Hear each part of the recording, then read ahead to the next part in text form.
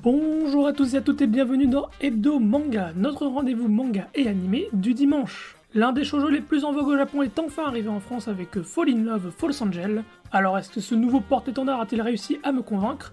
On va voir ça ensemble. Je m'appelle Telio et encore une fois, bienvenue dans Hebdo Manga.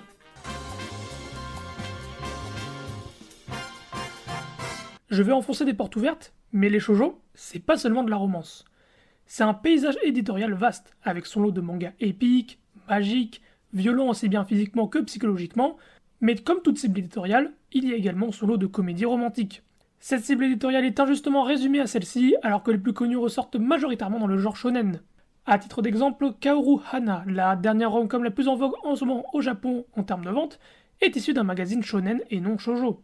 Il y a un certain blocage, une réticence pour certains à tenter l'expérience du côté d'une cible éditoriale féminine plutôt que masculine, malgré les genres. Cela s'explique chez certains par de la misogynie pure et simple, que ce soit explicite ou implicite, mais également car les titres shoujo sont moins mis en valeur au global. Cette mise en retrait est encore une fois explicable pour des raisons douteuses ou plus complexes, mais ce n'est pas vraiment le sujet ici.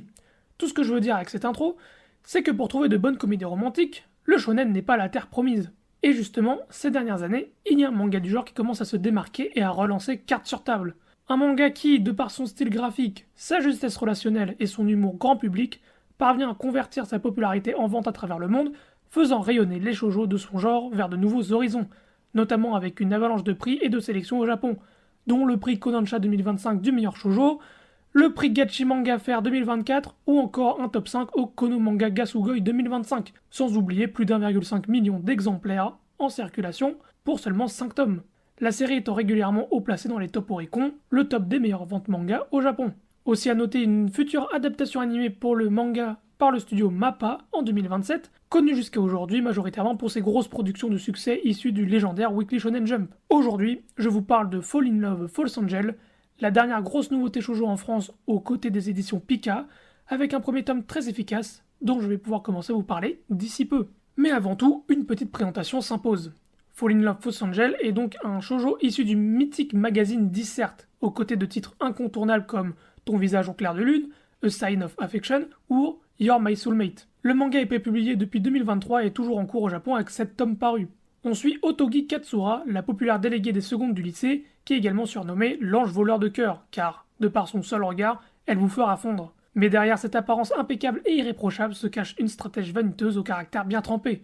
Tout bascule quand, par un concours de circonstances, elle montre son vrai visage à Toki Ninomae, le prince du lycée. En retour, lui aussi décide de jouer franc jeu avec Katsura et lui dévoile qui est le vrai Ninomae. Fall in Love False Angel est d'abord une rencontre bouleversante entre deux lycéens qui cachent leur véritable personnalité derrière un masque de perfection et qui dévoilent progressivement l'un à l'autre un visage bien différent de celui qu'ils affichent au lycée. Alors, qu'est-ce que j'ai pensé de ce premier tome?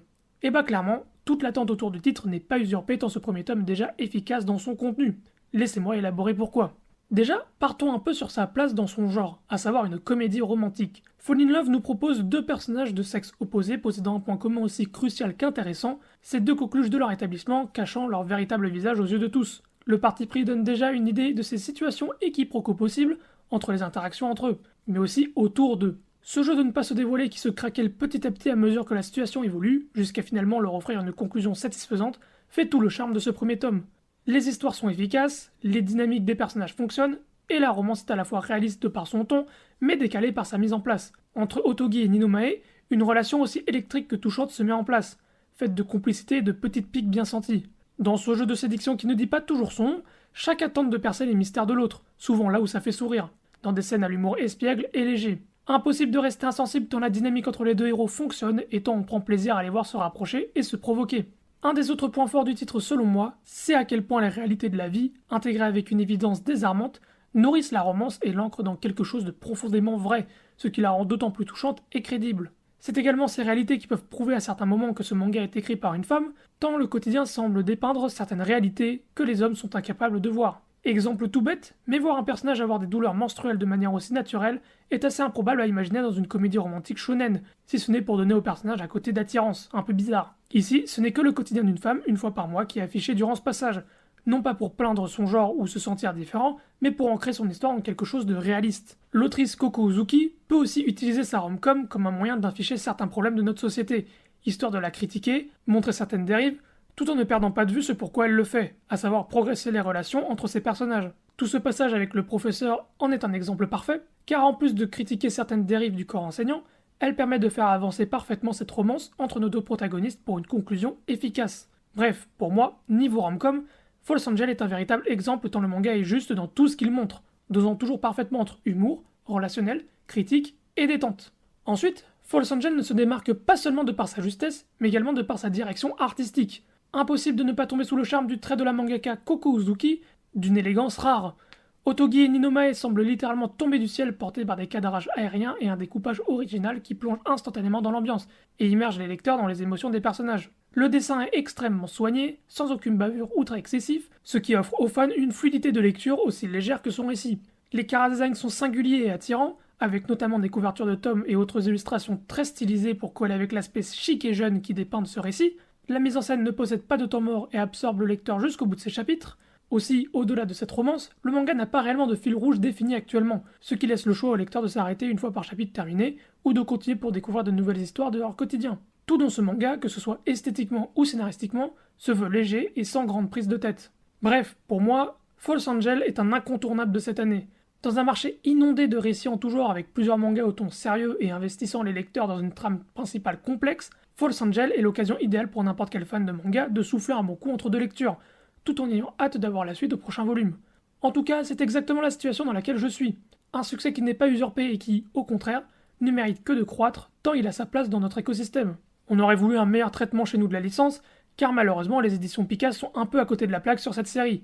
Avec des tomes de qualité classique, aucune communication jusqu'à 2 semaines avant sa sortie, tant et si bien que j'ai commencé à m'intéresser au titre seulement grâce à la communauté shoujo à l'époque, et des kits presse distribués aléatoirement parmi les influenceurs, tandis que les clients n'avaient qu'à le droit qu'à 2 pauvres badges bonus pour tout achat de 2 mangas shoujo de chez Kodansha chez eux.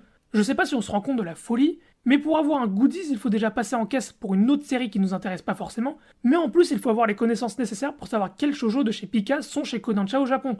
Non, clairement, c'est l'une des pires distributions de lancement de titres que j'ai vues de ma vie. Et c'est très triste quand on voit la qualité du manga. Outre-mer, certains pays ont des collecteurs de folie pour la série, tandis que la France, deuxième pays du manga, vivons encore à l'âge de pierre avec les shoujo. Je vous invite à soutenir cette série pour sa qualité, mais sûrement pas pour soutenir l'éditeur.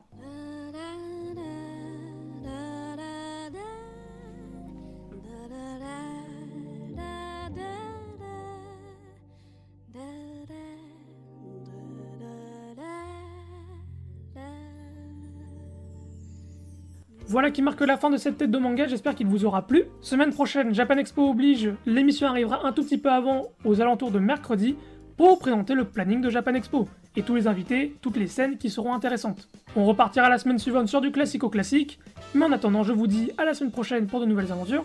Si vous avez aimé, n'hésitez pas à mettre un like et à commenter, ça me ferait très plaisir, et à vous abonner également. Je vous remercie de votre attention, c'était Elio, ciao.